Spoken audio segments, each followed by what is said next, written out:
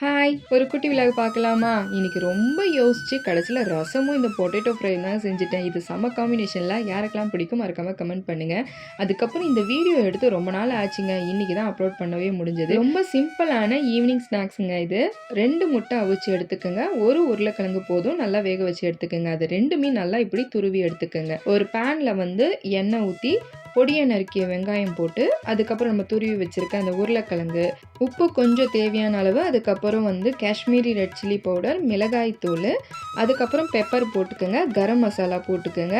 ஃபைனலாக வந்து சில்லி ஃப்ளெக்ஸும் இந்த ஆர்கானோ ஸ்பைசி இருக்குல்ல, இது கிடச்சா போடுங்க, இல்லைன்னா வேண்டாம். அப்புறமா நம்ம முட்டையை துருவி வச்சுருக்கோம்ல, அதை இது கூட சேர்த்துக்கோங்க. நல்லா பால்ஸ் மாதிரி நீங்கள் பிடிச்சி எடுத்துக்கோங்க. அதுக்கப்புறம் மைதா மாவில் கொஞ்சமாக தண்ணி ஊற்றி மிக்ஸ் பண்ணிவிட்டு அதில் போட்டு எடுத்து அதுக்கு மேலே வந்து பிரெட் கிராம்ஸில் ஒரு கோட்டிங் கொடுத்து பொரிச்சு எடுத்திங்கன்னா சூப்பரான ஈவினிங் ஸ்நாக்ஸ் ரெடி ஆயிடும். ஸோ ட்ரை பண்ணி பாருங்கள். சூப்பராக மொறு மொறு நல்லாயிருக்கும்.